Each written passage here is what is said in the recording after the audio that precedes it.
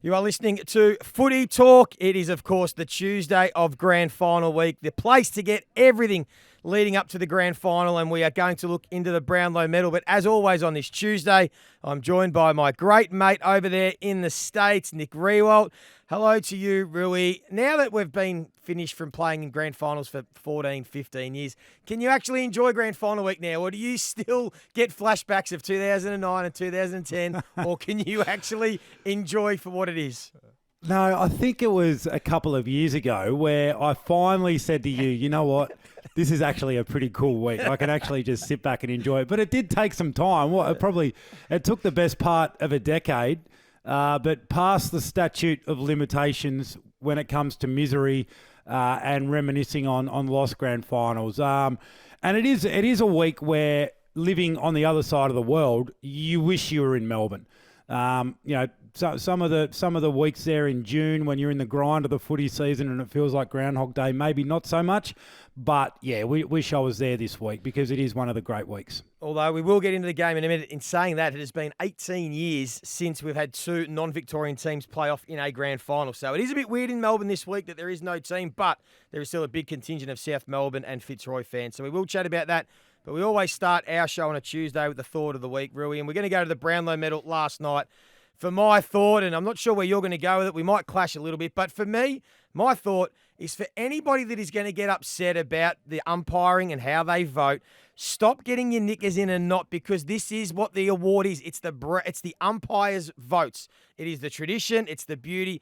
It is the mystery. And for anyone that wants to say that we need some experts to vote or some other people, we already have all them. We have the players' MVP. We have the Coaches Association. We have media awards. This one is unique because it is voted on by the umpires. That is the whole point. I've already seen people complaining about Cripps and how many votes he got and other players that didn't get votes. That is the whole beauty of it, the mystique. Every year for 100 years, and it's been 100 years since they've been awarding the Brownlow, Rui. There have been people that should have won that shouldn't, others that didn't win. People got votes in games they shouldn't. It's all part of the fun and the beauty. Take it for what it is. I loved last night's counts. And just for those that are just catching up today, of course, Paddy Cripps broke the record with 45 Brownlow Medal votes. Unbelievable. Previous record was 36. So then how stiff is Nick Dacos? He also broke the record for the most ever votes in a season with 38, and he didn't even come close to winning it last night. They scooted clear, as we thought, and then Zach Butters, Sarong, and Isaac Heaney rounded out the top five. What did you make of it all, Root? Well, it probably leads me into my thought of the week as well. And when I woke up this morning and started tracking the live round-by-round voting, I just couldn't believe that someone could poll that many votes. I mean, it was just absolutely mind-boggling. 45 votes. He's almost averaged 2 a week. It's just ridiculous. And it got me thinking, like, we've had guys win the Brownlow in the past in the low 20s. I mean, we would have had 10 or 12 guys this year that would have surpassed that amount. And I'm interested in your take on this, Joey. Why have Brownlow medals become so top-heavy? So we've had the top 5 all-time vote getters in a Brownlow count. We had the record smashed last night. Have all come in recent history. So we got Dangerfield in there. We got I think Swan in there. Nick Dacos obviously and Cripps from last night. Why have the Brownlow medal counts become so top-heavy and such huge amounts of votes have been polled? Yeah. What do you put it down to? In simple terms, Rui, and when you're thinking about those sort of low 20s, that's back in the early 2000s when we were starting out, and that was the whole Voss and Ackermanis and Ben Cousins and all that era. Yep. It's pretty simple, Rui. Remember in those days, everyone got tagged. The best players in the competition had a tagger. So they couldn't be the best player on the ground every single week because they were getting sat on. That doesn't happen anymore. We've been talking about it for years, and everyone's been wondering, why don't teams have taggers? We saw it come in a little bit this year, and James Jordan's been a great example, and a few others. But that, for me, is basically the reason. You imagine in the early 2000s, every team is saying, oh, Ben Cousins is playing this week. Let's just let him do his own thing, and we'll try and beat him going the other way. Every team had a tagger, and we could name them all. And I think that is probably been the biggest factor for why the best players now are being best on ground every second week as opposed to every third or fourth week, because they're running around without a man. Yep. So I think when you play that through, I think the introduction of team defence has benefited midfielders beyond belief. It's been to the detriment of forwards.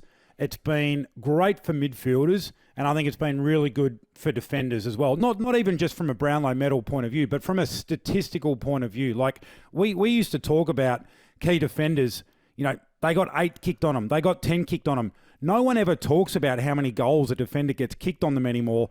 The Coleman medal tallies have come right down, and it's a good point. Midfielders are now freewheeling players. I mean, Nick Dacos 10 years ago, every single week he would have gotten a tagger. And when it happens now, you can see the way that teammates respond. It's almost like it's such a rarity that it's really easy now to go after a target player in terms of a tagger when that situation arises. So I don't know. Does it take a little bit of the gloss out of the Brownlow Medal, having such high vote pollers and almost it being so top heavy that it's not really a tight compressed count anymore? What was the vibe like in the room last night? It was flattening because everyone thought this was going to be an amazing count, and we're going to get to Marcus Bontempelli in a second, but there were 4 or 5 names, and Neil could have won his third. Everyone was rooting for Bont to win one, Dacos, Cripps, and there are a few others. But by round 6, the bookmakers had it basically $1.80. It was almost done. The percentages, and I'll follow a guy on Twitter that was doing the odds of the percentage of chance winning. Cripps was like a 90% chance to win it after round 6 or 7 when he'd polled some votes that he probably shouldn't have and got maximum votes. So it actually ruined, to be fair, it probably ruined the night because it was pretty obvious really early, especially when Nick Dacos didn't get a few in the first couple of rounds, that it was almost going to be impossible. So it did flatten it a little bit. I think you're right. I think we now know going into it that there's only sort of the top handful of players can win it, and they are the best mids in the competition each year. I love your point about team defence. You're right. That means in transition, midfielders run around without a man, but poor forwards cop double teams and rolling around players, supporting and coming over the top. So it is a midfielders award. In saying that, every other award has been won by the midfielders as well. So it's just the way the game is being played now. The most impact is coming out of the midfield, probably because of the way the game is played. Hey, one of the storylines out of the night, there was probably the two, and they were two of the favourites that didn't poll anywhere near as well as we expected. That was Lachie Neale and Marcus Bontempelli. Both failed to finish in the top 10. I wonder with Lachie Neale whether there was a bit of an overcorrection from last year where he probably polled votes that he shouldn't have to jag one that no one really saw coming, and maybe in the back of the umpires' minds they just erred on the side of caution. The other one was Marcus Bontempelli, who was coming in as one of the favourites, top 5 favourite. Only polled the 19 votes. I mean, Adam Treloar polled 26. Really fascinating. He didn't finish in the top 12. I think he came about 14th in the count, which was a huge shock. But we want to bring our attention to something that caught our ears really pre-counts when Channel 7 interviewed Andrew Dillon, the CEO, and his wife. Let's just take a listen. Have a great count. We hope it's a close one. Are you allowed to give a tip? No, look, I think it's going to be really close, and there's so many potentially great winners. Really looking forward to it, Daisy. Far too diplomatic. Amanda, a tip? I would like to see Marcus Bontempelli, but I've been told he's maybe not in the mix, but yeah, we'll see. So that is Amanda, Andrew Dillon's wife. Rui, what? No. We are not suggesting anything other than it was interesting that she said she wanted Bont to win it, but she was told he wasn't in the mix. So I was wondering, how he's going to poll. Not suggesting anything. No. Not suggesting anything. I'll suggest it. She knew what the result was. Oh, what? Mate, that sounds, I'll tell you what that sounded like. That sounded like James, when my 9-year-old, when he knows he sort of knows something that he shouldn't, and he's like, maybe he's not in the mix. Like that sounded like she knew she shouldn't have been saying it. Was there any vision of Andrew Dillon standing next to his wife while she was saying that? Because I wonder what his face was doing at that moment. You would have loved it to linger a little bit longer. There was an awkward laugh, and then she just did this turn right at the end, and I would have loved to have seen it play out for just a little bit longer. No. So are you suggesting that Channel 7 or AFL should get rid of the whole armour guard build-up and the big muscly man bringing out the votes and unlocking it for the first time as the count's about to start? It's always put that to bed?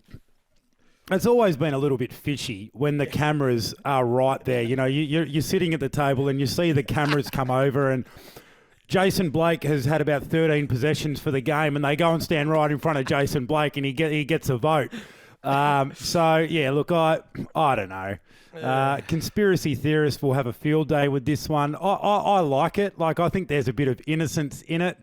And if the AFL do know, I mean, who cares, really? Yeah, it's right. just more like, I think it probably helps to put a great night together. It helps with the broadcast and all of that sort of stuff. You know, they'll probably deny that they knew, but even if they did, who really cares? Yeah, spot on. And I think we understand that they need so for logistics, for preparation, and for the all of it, everything. There's anyway. It was a bit of fun, but yeah, Bontempelli, one of his quieter Brownlows in a long time. Surprising, Joey. Yeah, it was. Yeah, surprising. And I said last week, I thought he was a really good chance to win. It would depend on how many votes Adam Treloar took away from him.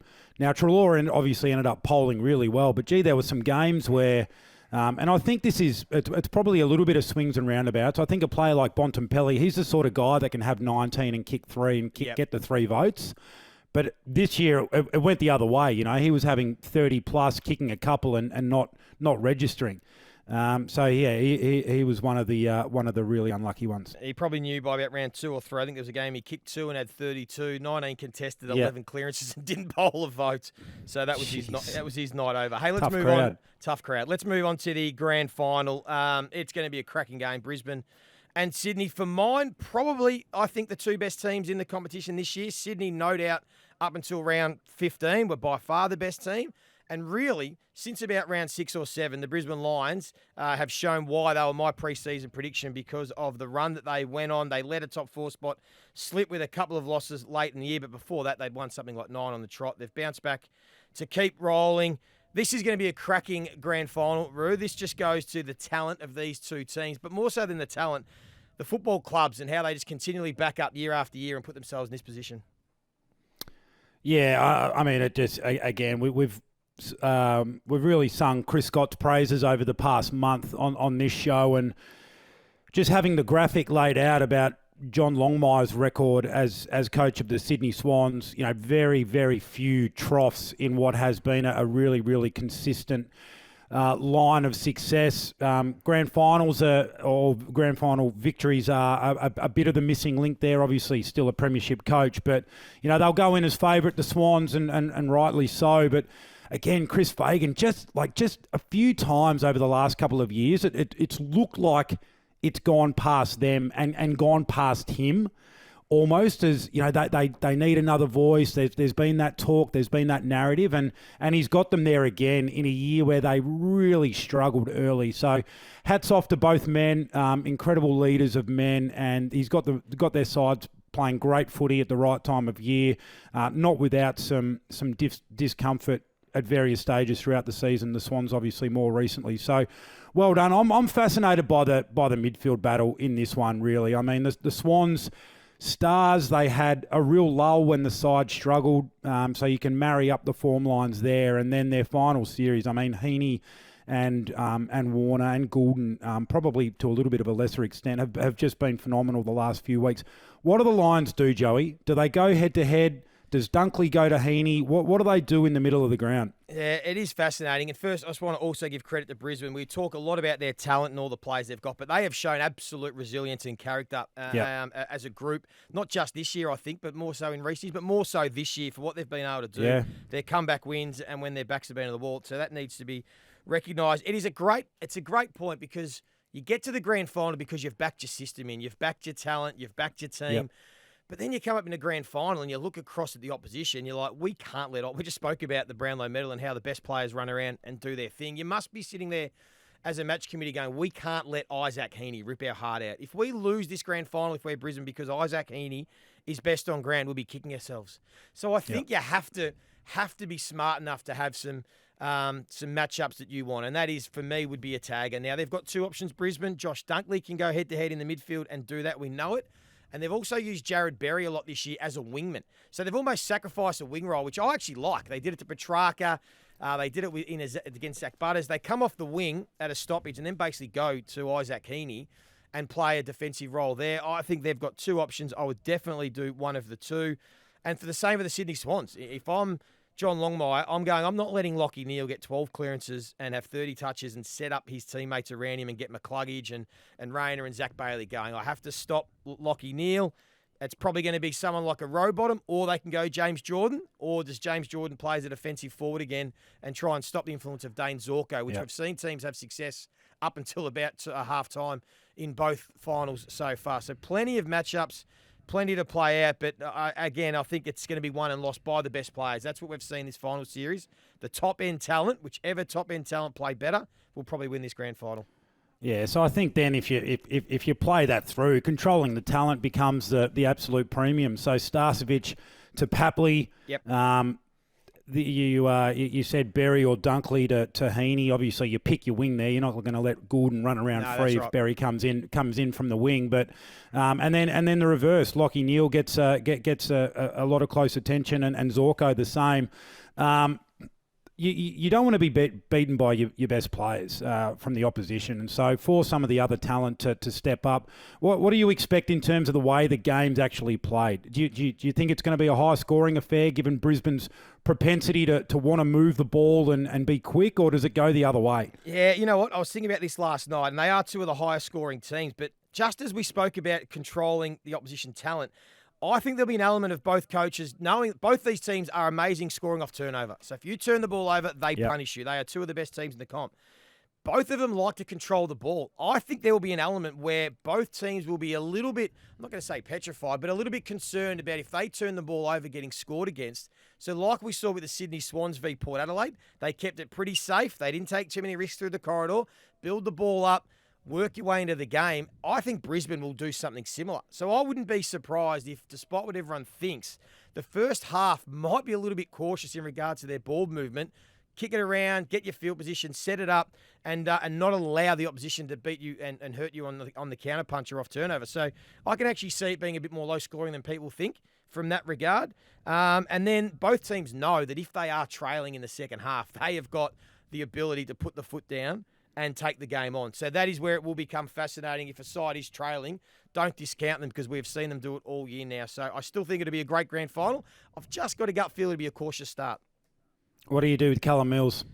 No, I wouldn't play him. I don't think. You wouldn't I know roll the dice? No, I wouldn't. I think that what they've had all year, Sydney, has worked for them. He hasn't he's been one of the best players in the comp this year that you just must bring in. I think that they'll err on the side of caution, and unfortunately, he'll be a hard luck story. One for you. What does it mean for John Longmire if he gets rolled in a grand final again and goes 1-4? Is it? I was talking about this with someone about the LeBron James effect. Like everyone talks about Michael Jordan's better because he played in 6 grand final championships and won 6. It almost goes against LeBron that he's played in 10, but because he lost more, it's almost like it's a mark against you. Is it unfair that you get to the grand final more often, but if you continually lose there, it actually goes against your, I suppose, your resume? When Tom Brady had won 4 Super Bowls and Joe Montana had won 4 Super Bowls, everyone had Montana because he was 4-0 in Super Bowls, and the 2 losses to the Giants got held against Brady. I mean, he made a couple of extra Super Bowls. Yep. So no, I don't think it does anything to John Longmire's reputation. They're hard to make. They're even harder to win. So I mean, the fact that he's got them there again, they are there every year. They are relevant. The group's mentally hard. I mean, I don't think it does anything but enhance his reputation, the fact he's got them to another grand final. It's almost a little bit like the Ken Hinckley conversation around prelim finals. I mean, he's still getting them there and relevant every year. They haven't been able to take that next step, but there's good teams out there. I mean, they're hard to win. So, I think John Longmire, in terms of his legacy, would love to be able to capitalise on some of these opportunities. But, Chris Fagan's in the same boat. We've had those conversations about him, and is he the man to take them all the way? Well, he just keeps getting them there year after year. And I think as well, to go as close as they went last year, Brisbane, to have their hearts ripped out on grand final day, we know how that feels. To then have the slow start and turn it around, it can go pear-shaped really quickly. Yep. So for that group to be able to recover from the heartache and go again is massive. We were able to do it in 9 and 10, and then the heartbreak, it ripped the hearts out of everyone too much that the group didn't recover. So I am hopeful for Brisbane. I'm also fearful for Brisbane that if it's not now, and it's another close loss in a grand final, it could be the tipping point for them. Yeah, that's a great point, Roo, and we will be watching with bated breath. Hey, we will take a break. We want to get into real talk, shit talk, some more grand final questions to come out of that. If you are listening on Spotify, hit the bell to be notified when we drop a new episode. We'll be back right after this. You are listening to Footy Talk. Make sure you check us out on Instagram at footytalk_pod, here with Nick Riewoldt. It is grand final week, and we'll do our version of real talk, shit talk. First one for you, Rui. The success of the 5:15 start in the prelim between Geelong and Brisbane is a precursor to a twilight grand final in the next couple of years. Yeah, I think that's real talk, Joey. I think the pressure is going to come thick and fast now from the broadcasters. It was a roaring success. Feedback from fans seemed to be all positive. The AFL's been pushing for this for a while, and it's found that nice little sweet spot in between day and night. So, yep, I think that will become a lock at some stage in the next few years. One for you, Joey. Week removed from a disappointing prelim final, the Port Adelaide Premiership window is closing fast. No, that's shit talk. Oh, I'm not jumping off any of these teams that have been up the top for a number of years. They have shown year after year they can back up. They can add to their list. It was a young side that played for Port Adelaide. They've got star power. They've got the coaches back. I wouldn't be shocked if they are top 4, top 5 again next year. Port Adelaide, pretty good year. Still got to add to their list, but I thought that there's still plenty to go with them. Hey, one for you. It is a logistical nightmare as a player preparing for grand final week, let alone if you were coming from interstate. Real talk or shit talk?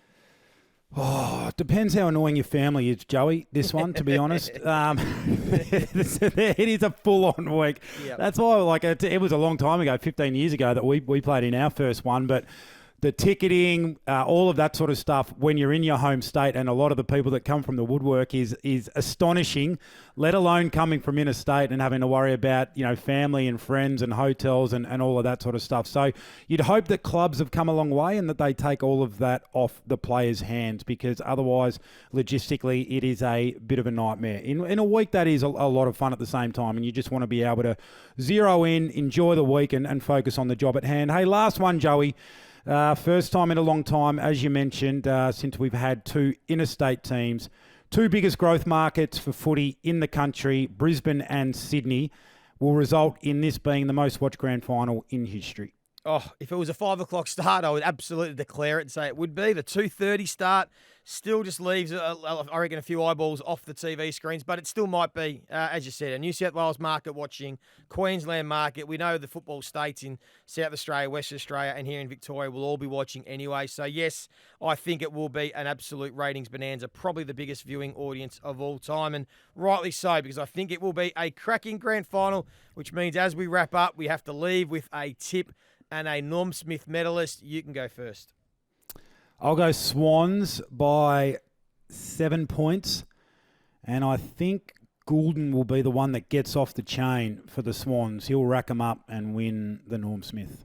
I think most premiership teams have something special about them. Think of the Collingwood momentum, Geelong a few years ago, Richmond. I think the way that Brisbane have been able to come from behind in these 2 finals, I think they've just got this momentum and this air of belief and confidence that will get them over the line. They'll draw on the heartbreak of last year. I think they win by 6 points, and I'm going to go with the youngest Norm Smith medalist in all time. I need to confirm that, but Will Ashcroft has just turned 20, Tommy Dallard. I couldn't find a teenager. What was Wanganeen? Wanganeen? Did he win a Norm? Did he win Norm? No, he didn't win Norm, did he? No, he won the Brownlow, yeah. I don't think a teenager has won the Norm Smith. Andrew McLeod was 21 years of age. I looked it up when he won in 97. I'm going to go with Will Ashcroft at 20 years of age. Wow. I think that while Lockie Neal might get sat on, I think the kid will stand out. I think the whoever's voting will just love what he does, and he might win it. But it's going to be a cracking grand final. Hey, great to see you. That would be a great story. Are you hosting a grand final party for all the Aussie expats over in Houston, or what are you going to do? Actually, my Naish, Jared, is over this week. So nice. We'll be up in watching the college football up in Waco this weekend for Baylor. So we'll tune into the footy that morning. Looking forward to it. Yep, lovely to see you. Thank you for joining us. I hope you enjoyed today's edition of Footy Talk. Remember, tomorrow Abby Holmes will be on with Jack Heverin and David Zaharakis. Until then, enjoy your grand final week. Cheers for watching Footy Talk. New episodes with Rui and I every Tuesday.